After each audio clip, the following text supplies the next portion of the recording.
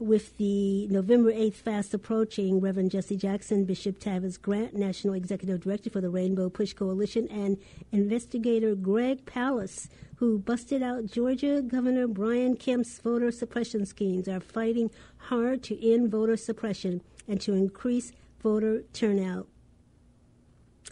So, and then last Tuesday, October the 11th, Pallas showed a screening of his film, Vigilante, Vote Suppression Hitman, at a standing room-only premiere held at the Rainbow Push Coalition. Pallas also revealed that Kemp, Governor Kemp, who is running against Stacey Abrams, is against critical race theory. Kemp opposes the critical race theory, calling it divisive and anti-American agenda. We have on the live line Pallas, the producer of Vigilante, Vote Suppression Hitman. Welcome to On the Case, Mr. Pallas. Glad to be with you, Chinta. Good, good. Tell us about this film. Where can we see it? And what are you going to do with all that information? Well, what are you going to do with all the information? That is, what are our voters going to do? Okay, so what we have is coming out of Georgia, but it's hitting many states. We know Wisconsin, Arizona, Texas, Pennsylvania, and I suspect it's going to start hitting Illinois as well, which is that this vigilante voter business, which was started by Brian Kemp. He's the governor of Georgia, and as you know, he only won because they jacked with the voting rules in 2018 when he supposedly won over Stacey Abrams. Now there's a rematch. And there's also Reverend Senator Warnock, you know, the former minister of the Ebenezer Baptist Church, Martin Luther King's old church, who's now a U.S. Senator. He won 2 years ago, which I think it shocked both the Democrats and Republicans, as well as John Ossoff, the Democrat who won the Senate seat. But Warnock has to run again this year because he was just filling out another term.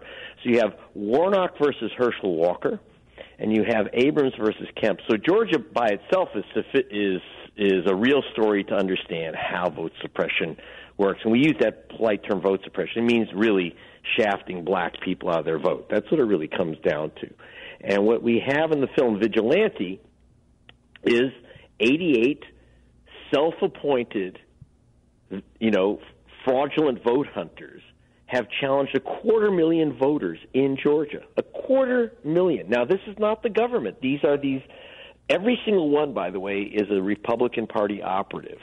I'm not being partisan about that, but the Democrats aren't playing this game of stopping other people from voting. These guys are saying don't count ballots. And one of the things that you'll see in the film is this one vigilante dresses up like Doc Holliday. He dresses up like a vigilante with literally a 6-gun, and I mean, you saw the film. He has a 6-gun, and he has a cowboy hat, and he talks about Doc Holliday, the great vigilante. And this guy, he may look like a joke, but he's actually a chairman of the Republican Party in Georgia.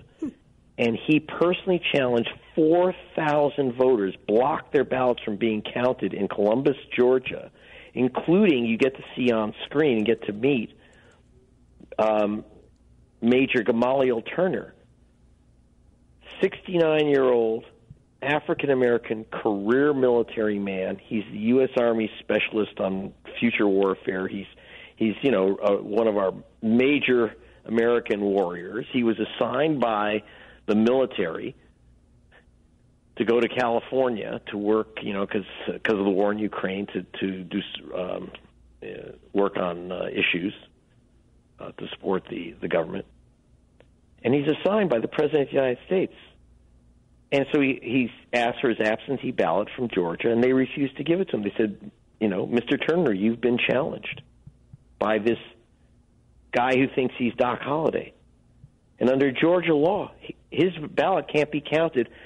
And as he says, it's 3 days before the election. They said, well, all you have to do is come in and prove you are an American citizen, prove you live where you live in Georgia. He's in the military. He's 2,600 miles away, and he says, you talk to fools like that. All I have to do is come in, 2,600 miles. Talk to fools like that, I'm not a fool. He says, this is what they're doing to African-American soldiers in Georgia. Well, what about the white woman who challenged, 36,000? 32,000. She personally, are you ready? Challenged. Okay, this when you say white women, that's very important because there is it's a totally racial issue in Georgia, absolutely, and in many other states. So call it what it is. Yeah. So you have this this white Republican operative. She dresses like Nancy Reagan with the red dress. She's got a big Trump button you'll see in the film, and she looks, the blonde hair, very polite looking. And as soon as I say, well, you've challenged 32,000 voters, and she's so proud of that. It was so many voters that she challenged, and she doesn't know who these people are.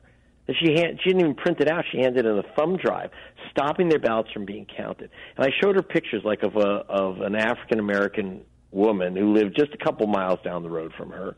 Her name is Tamara Horn, and I said, "Do you know Tamara Horn? Do you know this woman? You've ever met her?" "No, I don't know who this is." "But you challenged her right to vote.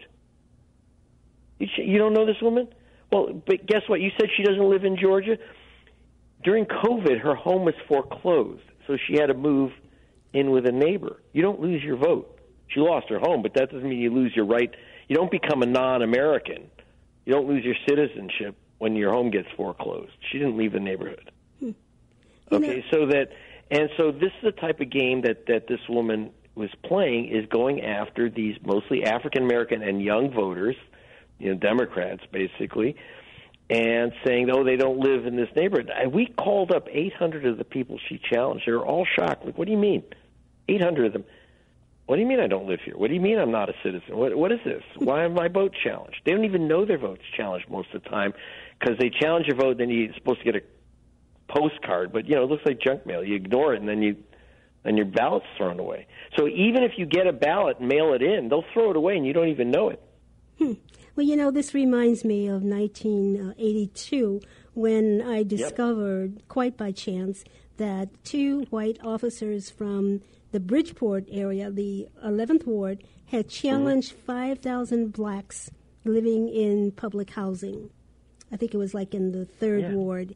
And I happened to come across it. I was talking to Commissioner Cornelius Davis, Reverend. He was a commissioner for the Board of Election there in Chicago, and he just happened to mention it, and then he just kept on talking. I said, "Wait a minute, what did you say?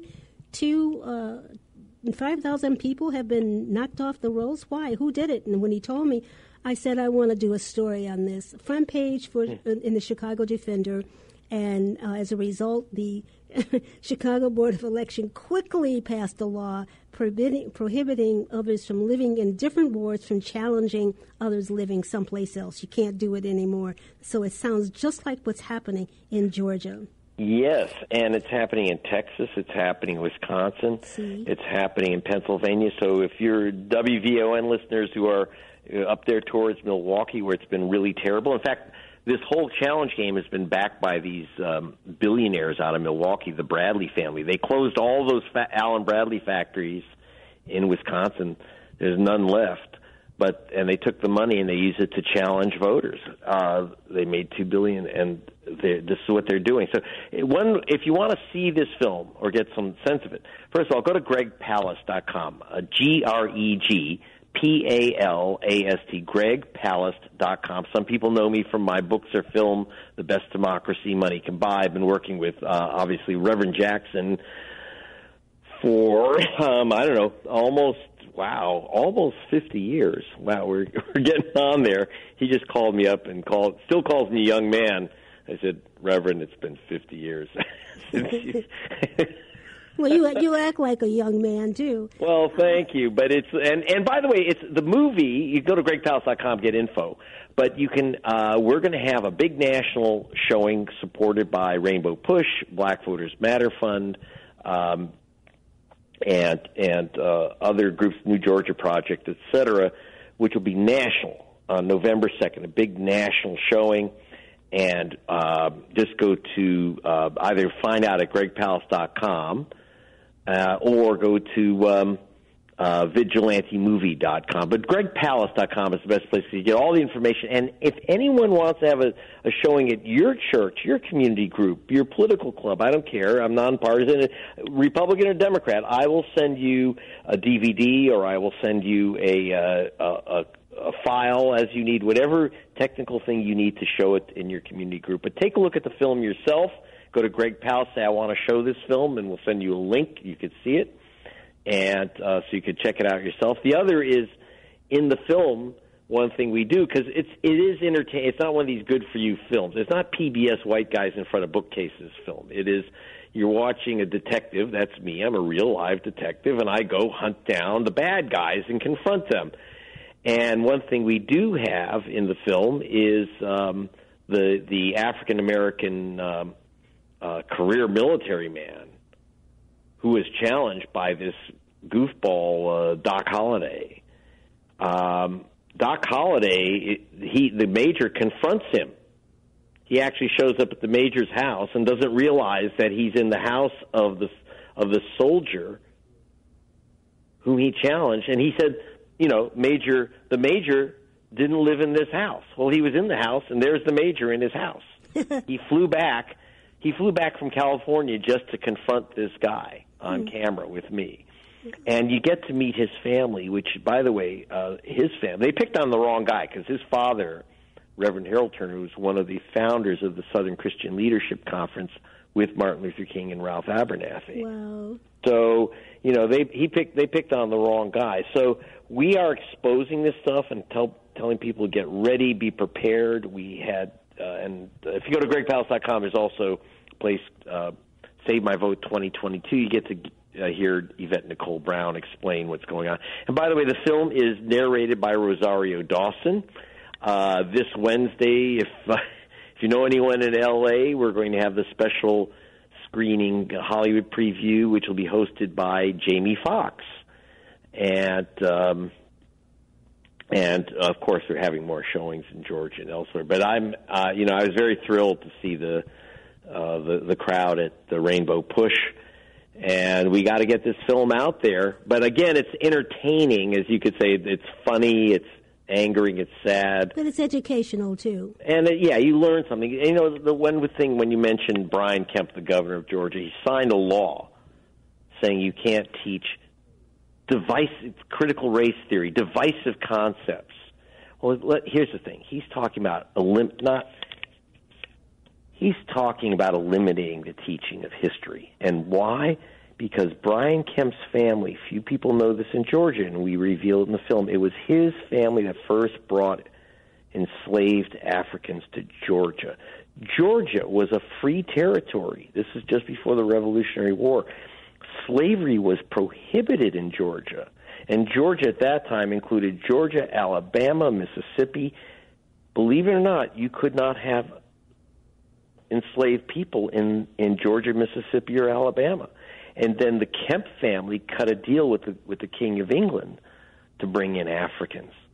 And interestingly, as we point out in the film, the reason they brought in Africans, not just because they wanted to enslave people, they brought in Africans from the Rice Coast because these English settlers had no idea how to grow rice, but the Africans did. So the Africans were the high-tech workers of the time. They were the ones who knew how to grow rice.